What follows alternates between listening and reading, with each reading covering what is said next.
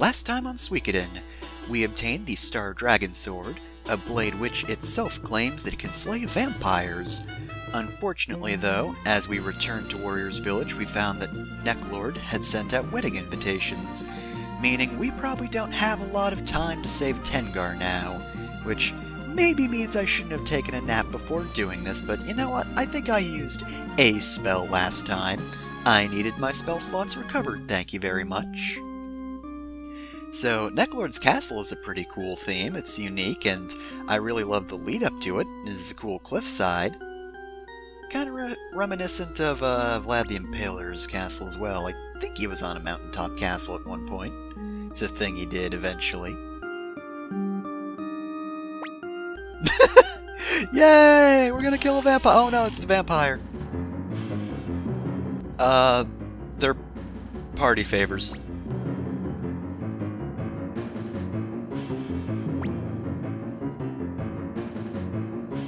Really shouldn't have taken that nap. Uh-huh.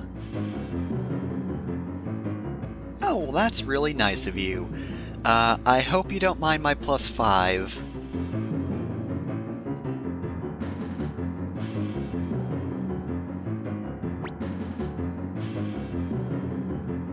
Oh, okay then. What about my plus,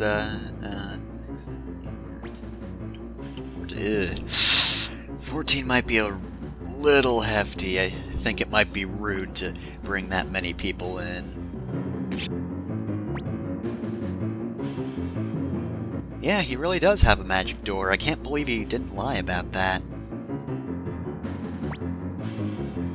Well, on the bright side, he is accepting the +5, so, like, we can still bring the man who has the sword that can kill him, which is gonna be really handy, I would say. If it was literally just Mir, then we'd be... Oh, hey, Hicks.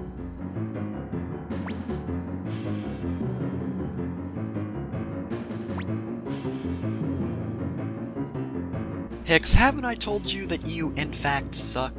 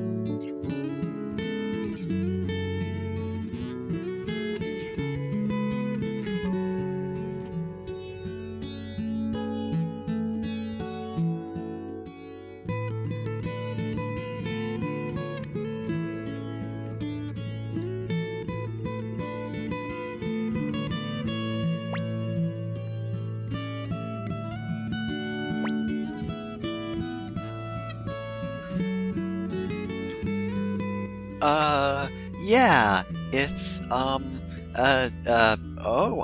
look at the time, I gotta go before your daughter's eaten.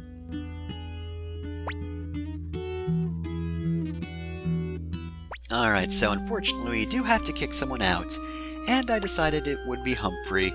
Don't worry though, we will be seeing him later. Which is why I went with him, of course. So, we do automatically enter the castle, and if you try to leave, Zorak will be standing in the way, but if you talk to him, he'll move out of the way. So you can go back and level up Hicks's weapon a few times. Which, of course, his name is Tengar, which you probably expected. Which, as you can probably guess, is why he didn't just want to say the weapon's name in front of Tengar's dad.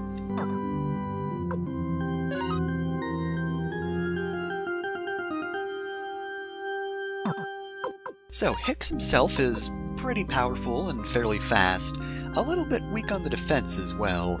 That being said, his magic's not actually horrible in the long run. He's not, of course, like the best magic user, but he wouldn't be bad with an elemental rune.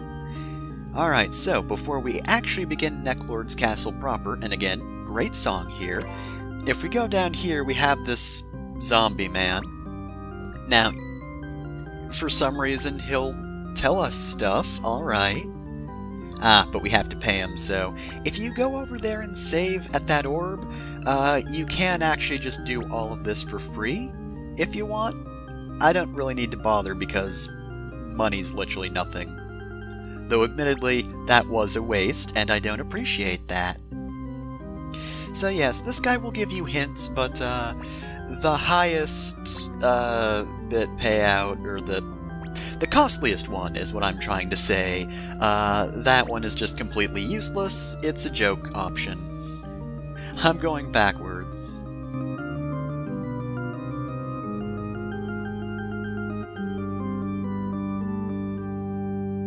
Well, okay then. Alright, give me the 300 one.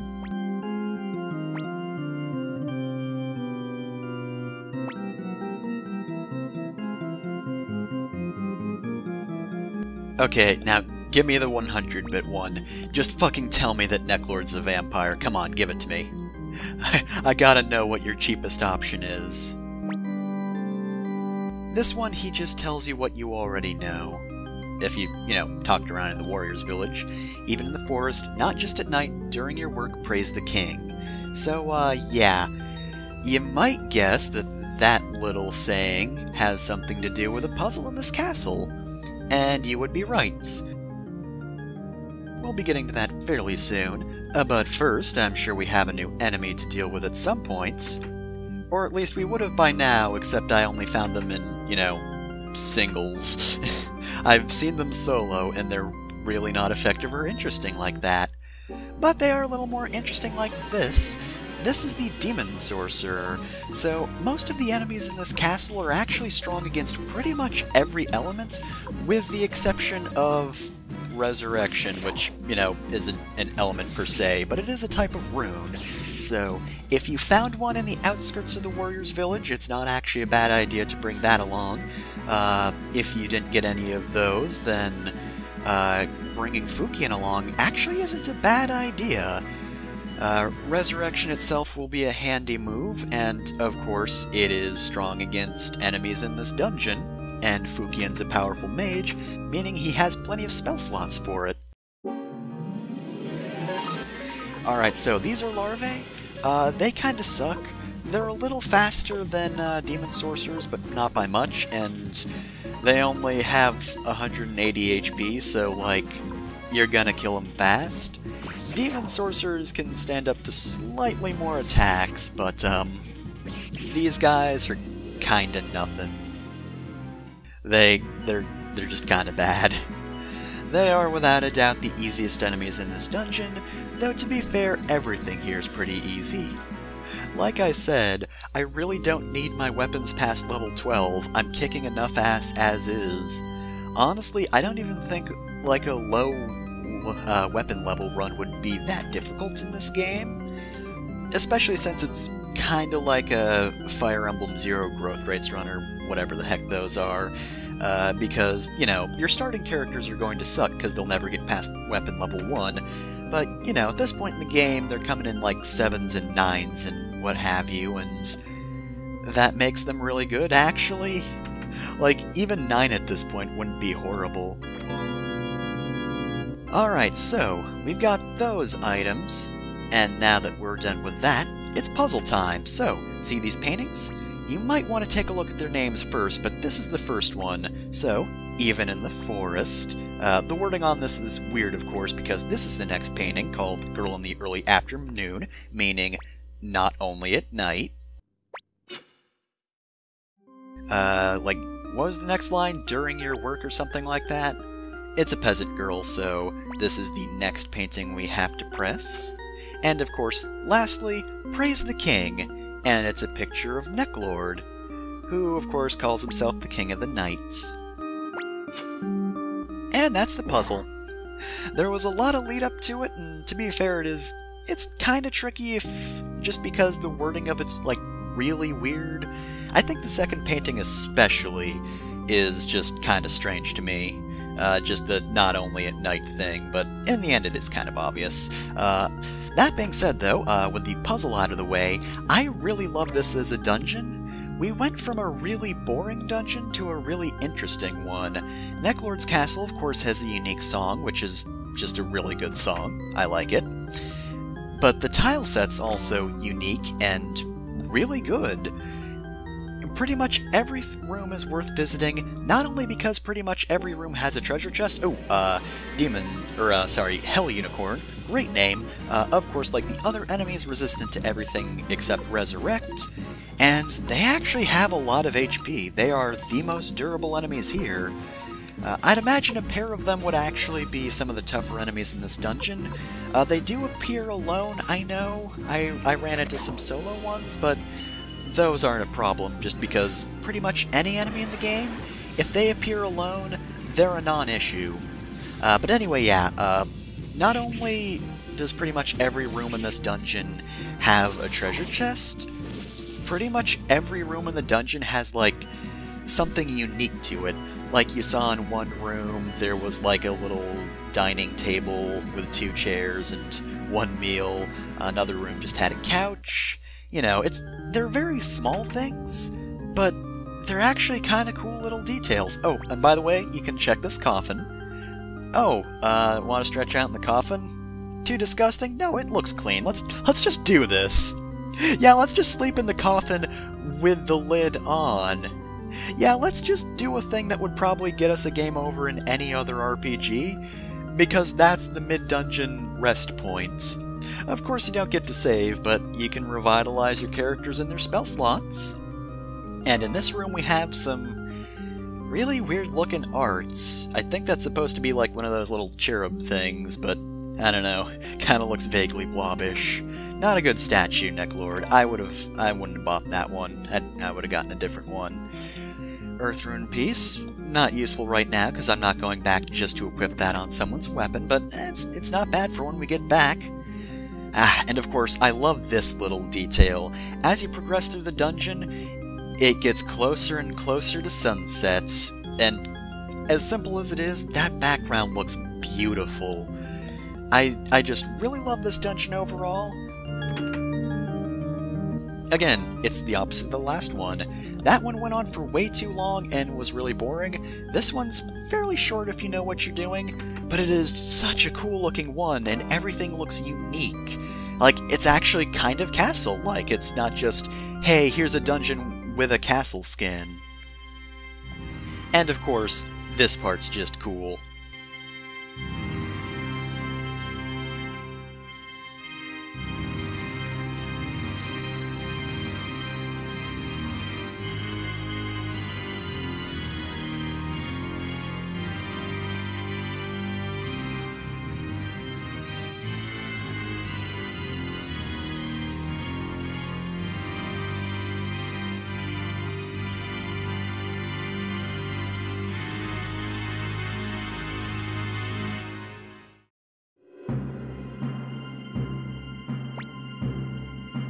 You took so long, I got unique sprites for that animation. It was pretty cool, right? Unfortunately, I did not have time to put Tengar in a crystal.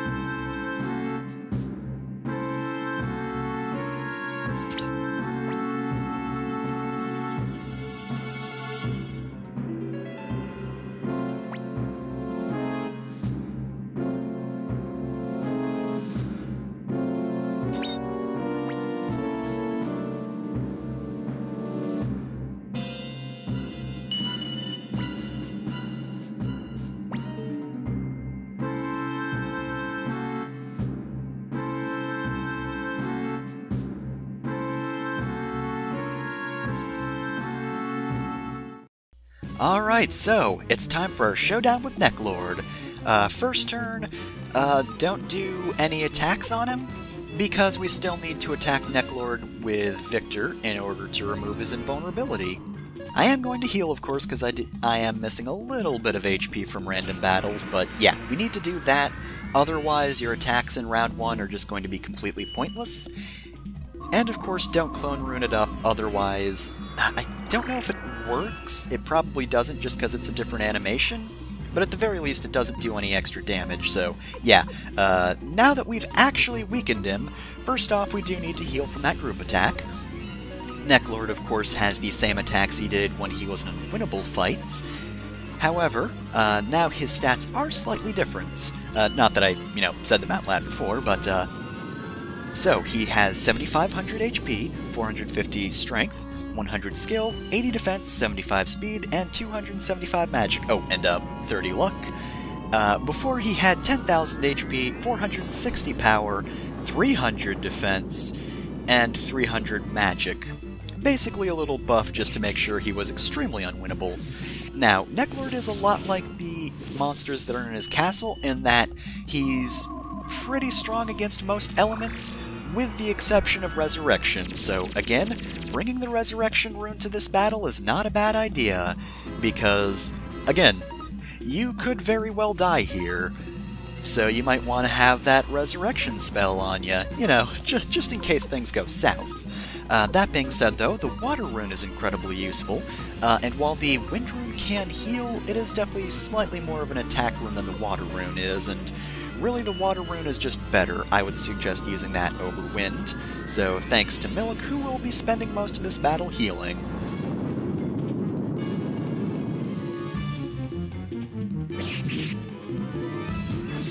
So one of my favorite parts about this battle is the fact that I'm pretty much using my hardest hitting spells. So like, you have Mir using his Soul Eater rune, then you have the fucking Explosion spell, and then Hicks just comes in with his fucking sword and whacks Necklord. I don't know. This is also his battle in addition to Victor's, but I do kinda like how he kinda pales in comparison, just because I gave him the Killer rune, so the most he can do is a crit, which, again, compared to a fucking Explosion, does seem, a little bit underwhelming when he just jumps in and whacks him like that. It's pretty great. Anyway, though, yeah, while it can be difficult, I have this battle under control. I have a lot of hard-hitting spells, I have a character who's got plenty of spell slots for healing, though that being said, only 2 more Waters of Kindness isn't the best situation. Still, though, with all the damage I'm doing, 7,500 HP really isn't going to take that long to chew through.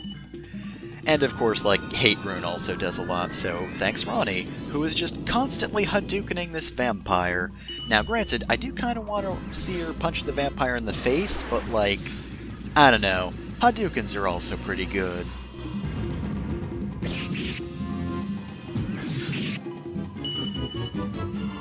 Now, I accidentally did go with the good strategy of giving Victor the antitoxin. I didn't do that on purpose, it just kind of shook out that way. He happened to get it from the chest, but that is a good idea if you're using the Clone Rune with a character. Give them the antitoxin just so, in case Necklord does his single target poison attack, you have something for the Clone Rune using character to do. Otherwise, you're just wasting a healing turn, which quite frankly you do not want at all. That would be bad.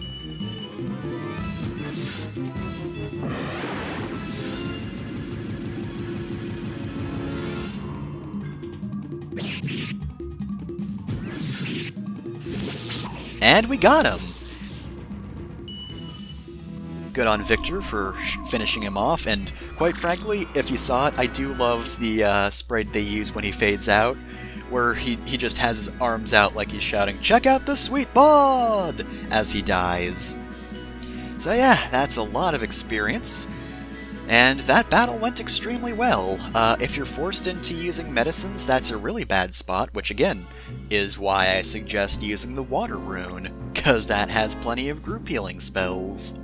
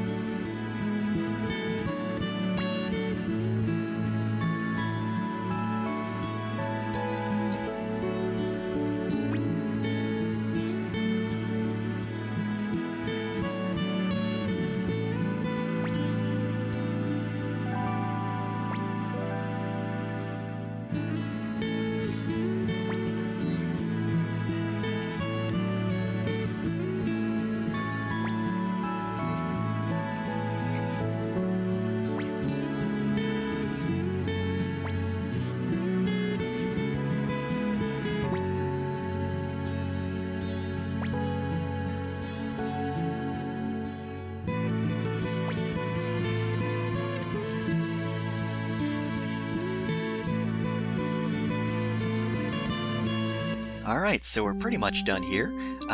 Just a quick heads up, even if I did have an escape talisman, I wouldn't be able to use it. So we get the Rage Crystal right here. It's very well hidden, so don't forget to look around for it. And also as a heads up, maybe give Victor's items to someone else for a little while. Don't worry, nothing bad's gonna happen, but we're not gonna have him right when we go back to HQ, so I'd just like all his stuff to go right to the vault without having to wait for him. Alright, so, with that being said, I'm going to skip to the end of the dungeon because fuck having to go backwards through all this. Though that being said, really cool detail. This is the first little one of these outdoor sections. They do actually keep the sunset. It's not like you move backwards through the castle and then the sun rises again out of nowhere. So yeah, just thought I'd point that out. That's pretty cool. But yeah, the reason you can't use the escape talisman is kind of similar to why you can't teleport out of the sealed cave in Final Fantasy IV. It would put us past this event, which, you know, is kind of important. I just wish they made it so the escape talisman went to the door inside. You know, they could have changed it. I would have been fine with that.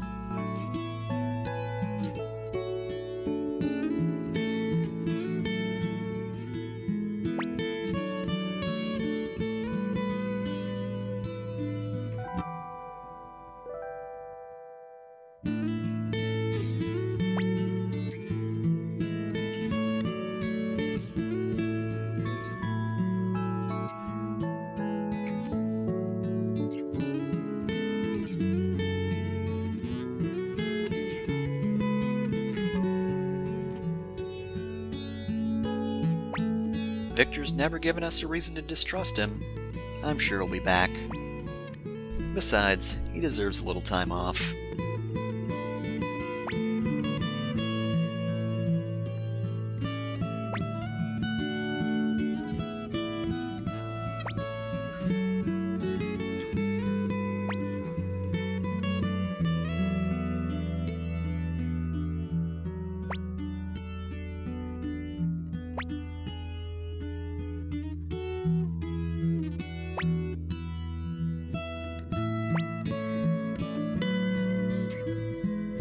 Oh, is that what that is? Does that mean Flick isn't an adult yet?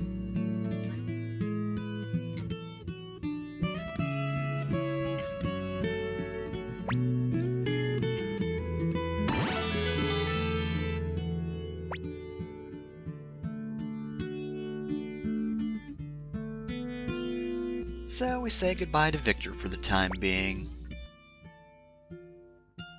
And we get Tengar instead as we go back to the castle, but first let's talk to these guys.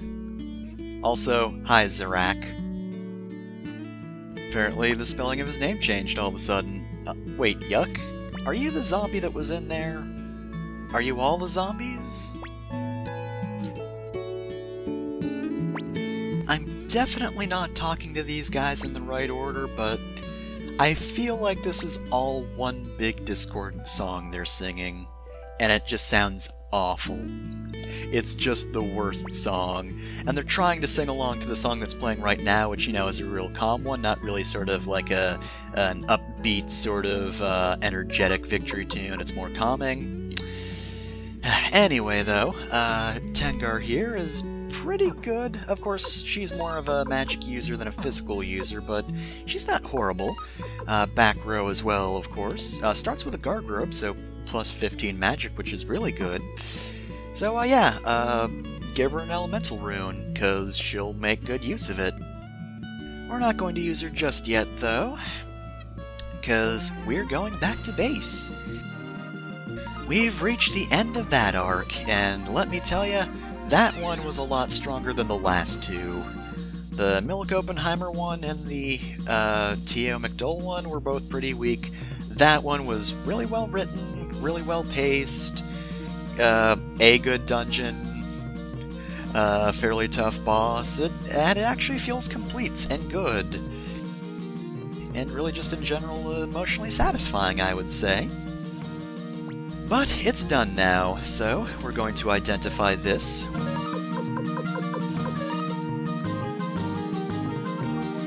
we got graffiti, and we're going to take it to the bath, because we're done with this episode of Suikoden.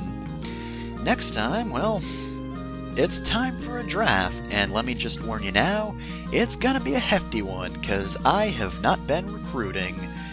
So yeah, we'll be seeing plenty of new characters next time.